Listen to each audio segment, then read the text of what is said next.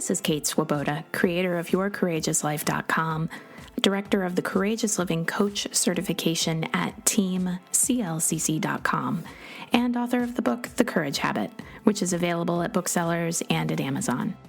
The Your Courageous Life podcast is all about going after what you want and creating and living a more courageous, emotionally resilient life. Might drop a couple of F-bombs, so maybe don't listen with your kids in the backseat of the car. And here we go with today's episode. All right, you might have gotten kind of excited when you started to read the title. Not totally sure, actually, what I'm going to title this as I'm recording it, but it's going to be something along the lines of how to not go crazy over the holidays, how to not let your in-laws drive you crazy over the holidays, how to not get sucked into consumer madness over the holidays. I don't know, lots of options here. We'll see how it ends up. But in general, here's the topic: not going crazy over the holidays in all the possible ways that the holidays can make us very crazy. So the big thing that I want to start off with that I think is something of a linchpin belief. And a linchpin belief is one of those beliefs, or at least it's how I think of it in coaching. A linchpin belief is one of those beliefs where if you untangle or pull out that pin, a lot of other beliefs that maybe are kind of surrounding it or crowding around it also fall away. And I love it when you can find a linchpin belief, because when you can and you can dismantle that, it's like more ROI for your time. Because, hey, if you can unhook from one particular belief system that's been holding you back, and that causes a cascade effect of the other things that might be holding you back. It's like, oh yeah, here we go. This is what I'm looking for here. I get more ROI for my time. I'm actually getting a lot of transformation. And here, I think, is the linchpin belief that really ends up creating a lot of crazy making for people over the holidays. And it's this: you are not responsible for making everyone happy over the holidays. Let me just say that one more time. I realize, by the way, too, because every time I say anything with self-help, all I got to do is I just got to think back to my pre-personal growth self. Very snarky, very sarcastic, and that was my armor. That was just the thing that it felt too vulnerable to really get into the personal growth and all the things. And so it was just like all this snark and sarcasm. And if anybody had said to me at that time, it's not your responsibility to make everybody happy, I would have been like, gee, earth-shattering, duh. Ooh, as if that's a new thought. You can hear it in my voice too. I was not a very happy person. So if you have had that kind of a thought, my hope is that you would bear with me a little bit, because sometimes even when a thought or an idea that someone is proposing is not earth-shattering, there is still a level at which it has not penetrated for you.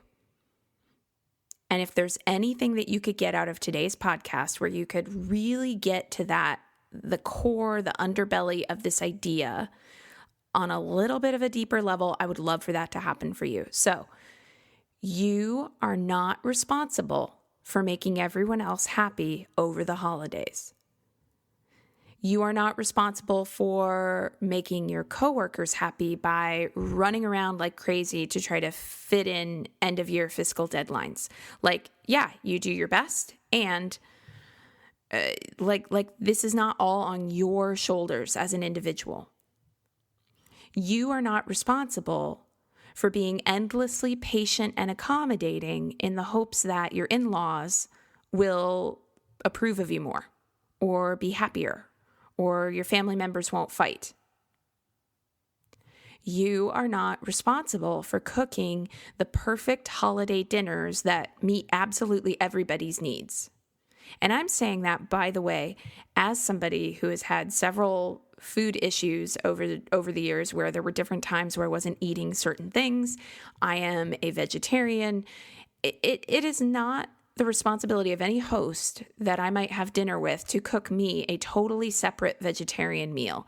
I will ask if there are going to be options there, And then I'm also empowered to take care of myself and eat what I need to eat before I come over for dinner. But the host of a dinner is not responsible for preparing an entirely separate meal that ticks all the boxes of what I will or will not eat.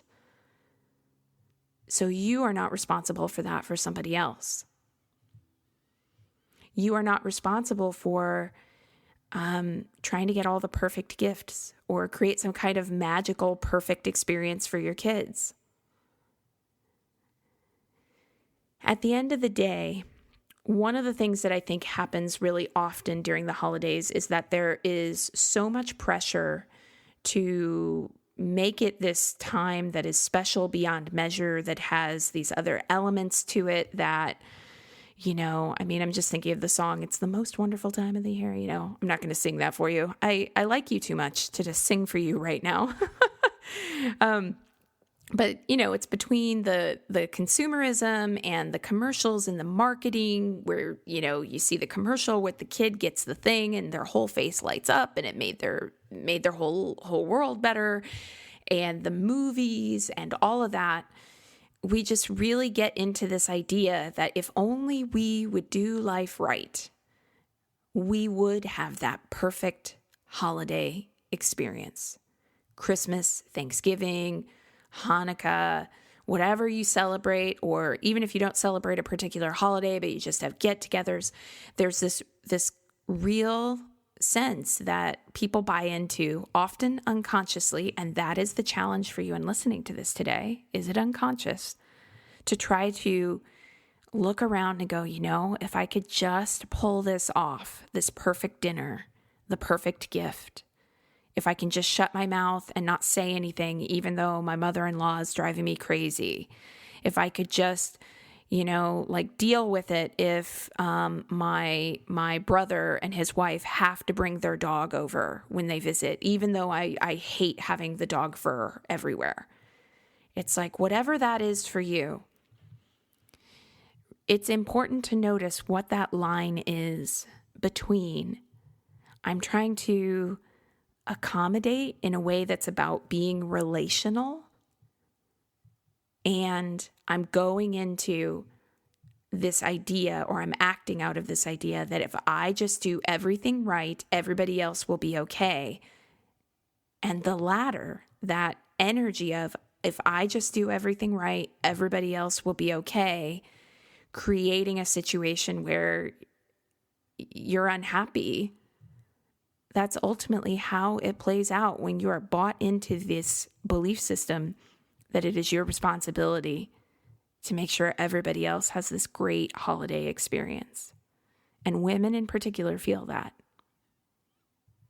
It is not your responsibility to make sure that everybody has this amazing holiday experience. So then whose is it? You might want to know. It's everybody else's responsibility to be in charge of their own experience. Earth-shattering, right? But that's it. If I go to my family's home for the holidays, and by the way, there's a lot I'll get into in a little bit about all the things you really do not have to do for the holidays.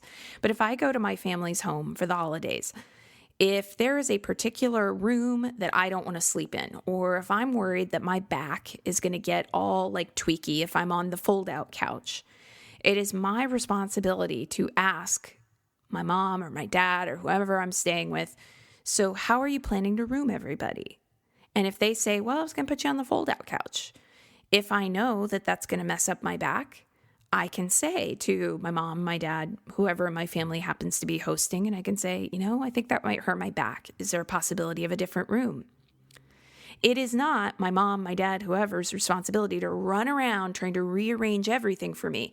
My responsibility is to speak into what I need, to ask questions. And if they say, I'm sorry, I kind of already said it and promised this room to this person, and this person's going to be over here, and the couch is all I have left, that's when I get to do things like say, oh, okay, let's see here. What I probably would do is maybe not fold out the couch and just pop over to Target and get an air mattress. I think that would be a better fit for me. I have options. Or I can say, I might just grab a hotel room off of a Hotwire or an Airbnb. It is not the host's responsibility to create this perfect scenario where everybody's happy. It's my responsibility to speak into what it is that I need and try to negotiate what I can and, just believe the best about whoever's hosting the get-together, that they're doing the best they can, but not putting them in a position of running themselves ragged, trying to change it all up. Now, you might be listening to this and thinking, wow, Kate, wish you were the one coming to my holiday get-together, because the people who are coming to my holiday stuff, whether they're coming for dinner or whether they're staying overnight or whatever it is, they are all looking to me and expecting me to deliver this holiday experience. Well, just because they expect it doesn't mean you have to. It's not your responsibility to deliver an experience for them. They get to co-create it with you. This is where we get into trouble during the holidays. It's this time of year where people are spending a ton of money. Again, I will talk about that a little bit later in the podcast. And they're traveling. I'll talk about that too. And you're getting together with your families, and there are family dynamics that crop up for everyone. It's super common for me to hear from my coaching clients that they go home. They feel like they've done all this great personal growth work, and then they go home, and then their families are really kind of snarky, or, they just feel like they're a kid again, and then they wonder, did I really make any progress? And it's like, yes, absolutely you did. And being in an environment with the old dynamic arouses the old dynamic again. Doesn't mean you haven't made any progress, just means the old dynamic is up again.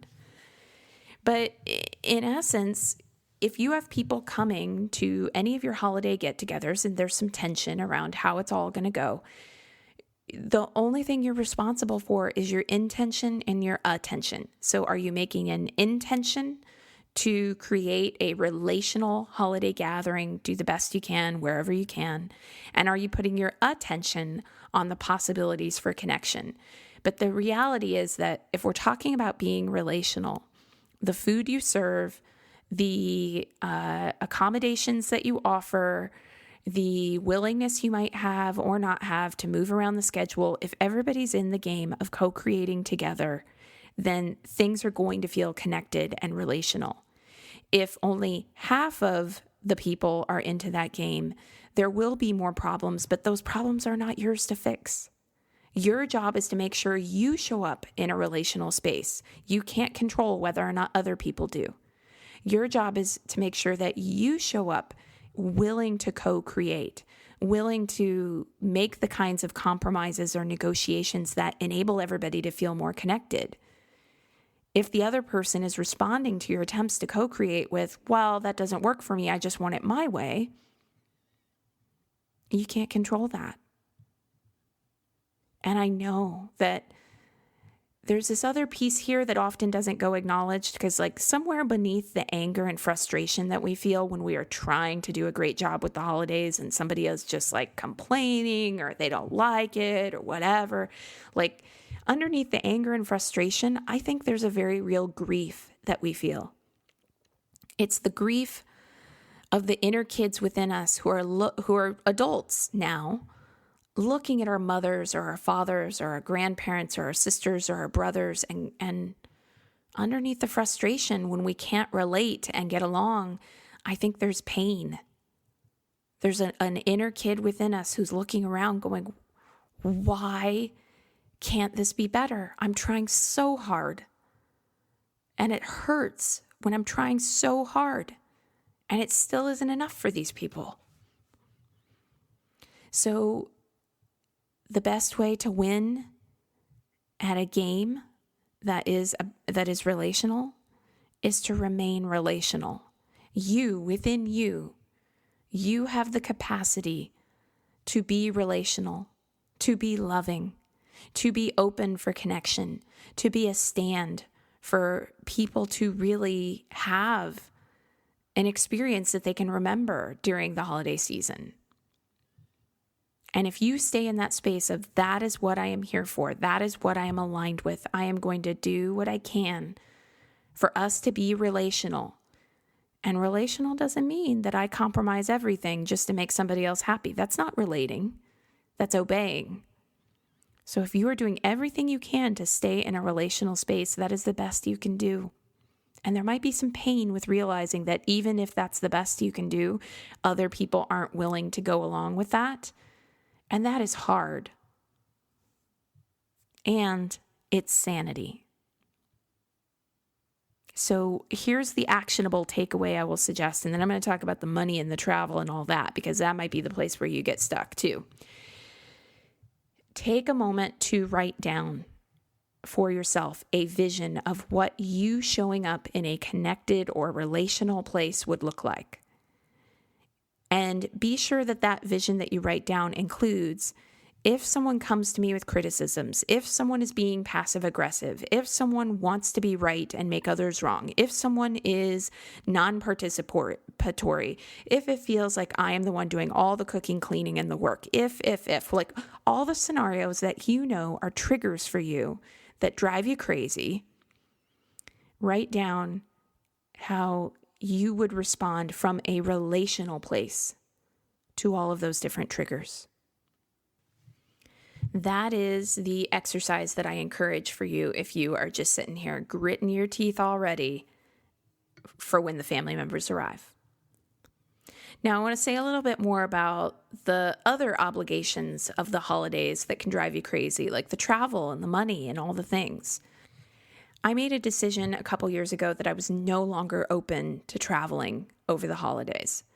I decided, hey, I'll open up my home. You're welcome to come visit me. Would love to have that happen, but I'm not open myself to traveling over the holidays. It just was putting me into a place of feeling really crazy, really nuts, really busy. It's expensive. There are weather delays, all the things over and over and over and over. And of course, now I have a kid. So even when there are none of those things happening, when it's cheap to travel and the airports aren't crazy and there are no weather delays, traveling with a 5-year-old is, it's always an adventure. Let's just say that. So really getting into, you could decide that too. The only time of the year when you see people doesn't have to be the Thanksgiving holiday or the Christmas holiday or, whatever days are bank holidays or days that people commonly have no work or are off of school. You can make a decision to travel in early January. You can make a decision to travel in early November. You can make a decision to just come out in the spring when everything's getting all lush and green and pretty again. If the point of traveling to be with other people is to be relational, to be connected, if the travel, hectic, crazy, expensiveness of all of that is taking away from being relational, then you get to choose a different plan. And I get that there's something really special about the day of. Of course there is. And, if traveling isn't that big of a bother for you, then great, continue to do it. But just really want to say you don't have to travel. You also do not have to spend tons of money in order to prove that you love or care about someone. And that too might seem like something that for some people it's going to land as a duh statement. For other people it's going to land as, well, what do you mean, Kate? You don't know what I'm talking or dealing with here, because if I don't get a really nice gift for my sister-in-law, she's going to be completely passive aggressive and rude to me. I would challenge that a little bit. I would say that your sister-in-law is in charge of her experience of any gifts that she does or does not receive. And B, somebody who's going to be catty to you because they think you didn't get them the right kind of gift, that's somebody you're always going to be walking on eggshells around anyway. Because healthy, connected people who are behaving in a way that is healthy, that is connected, that is relational, don't care about the gift. They care about you. And you might be going, yeah, I understand that, Kate, but my sister-in-law doesn't care about me. Well, then I'm going, then don't knock yourself out trying to impress someone who really isn't caring about you anyway. No one is winning at that game.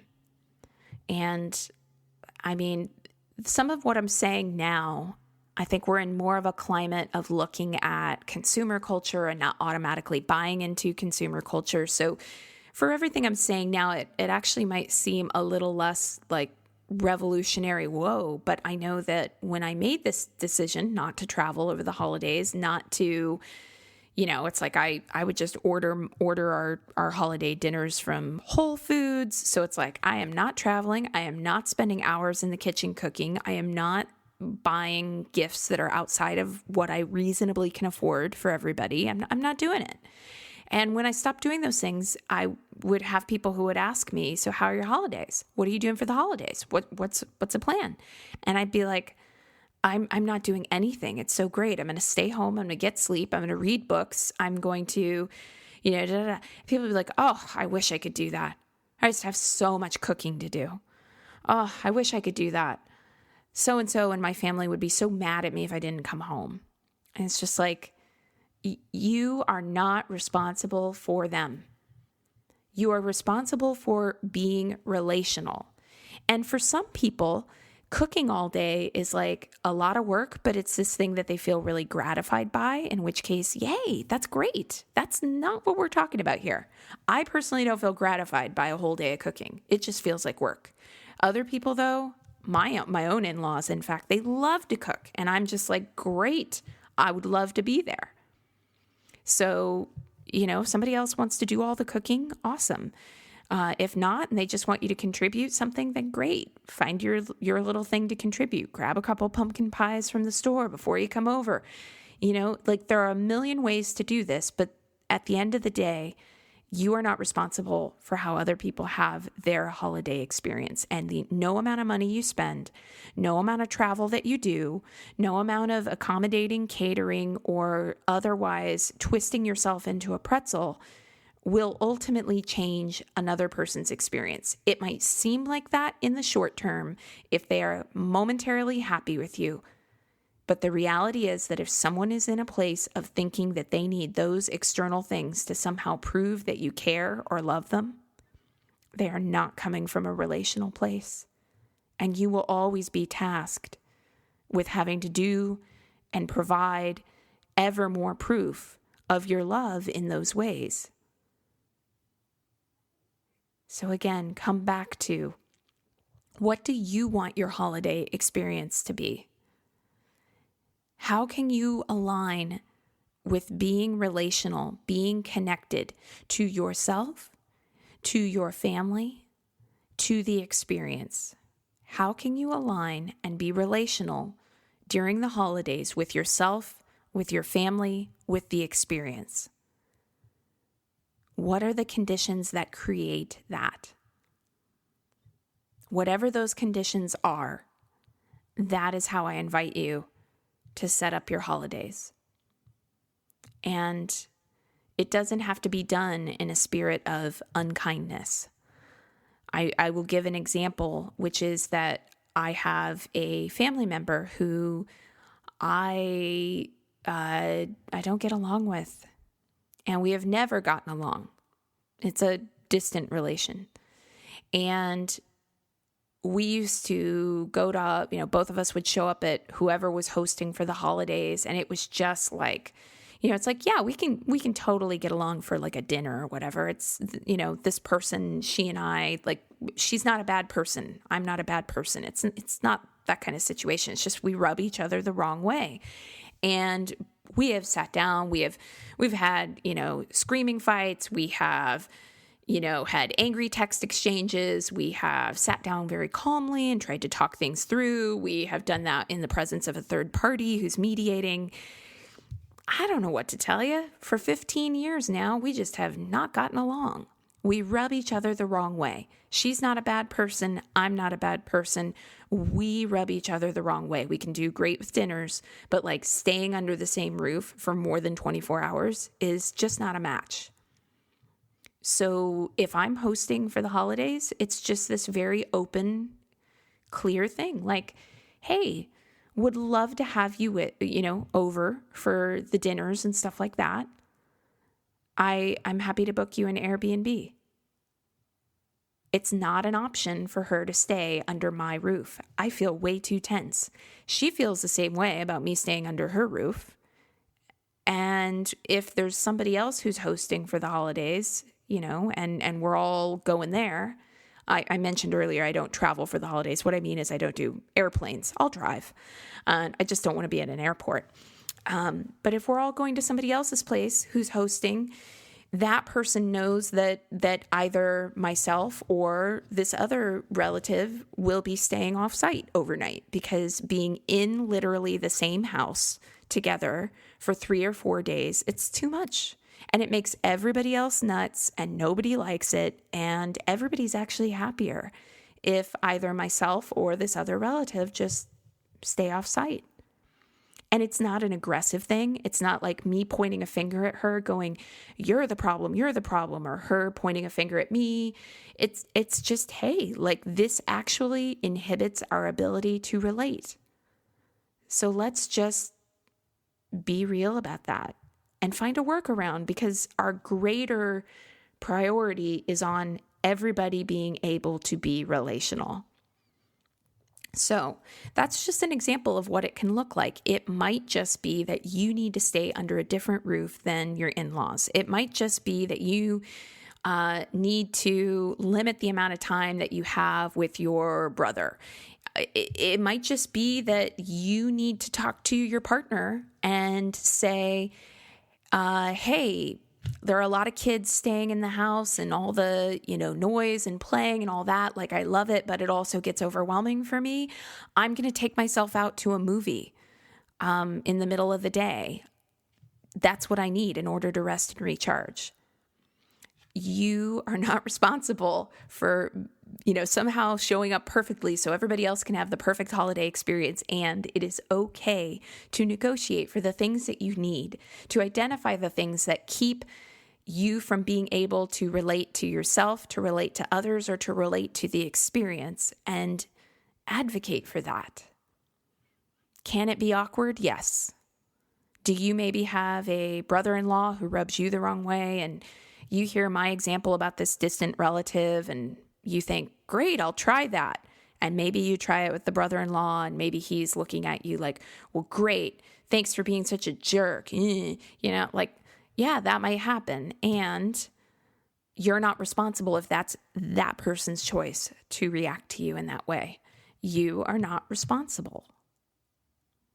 What you are responsible for is where you set your intention, where you place your attention, and of course, how you respond, how you react. Are you responding and reacting from a place that is relational to yourself, to others, to the situation? That's all you can be responsible for. So it is my deepest wish that as you go into the holiday season, because this isn't even just about the holiday season, you've probably picked up on that this also applies to everything else in your life too. But as you go into the holiday season in particular, if there is a person or a scenario or a situation that feels like too much and is driving you crazy, I ask you, please give yourself the grace of being willing to step out of the madness. In many ways, the metaphor of a dance could be invoked here. There's a dance that's happening.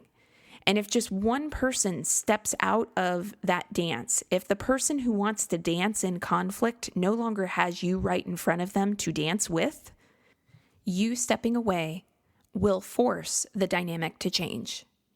And yeah, the dynamic that changes might be that person getting pretty upset that you've decided to step away, at which point you get to be a new kind of dance partner.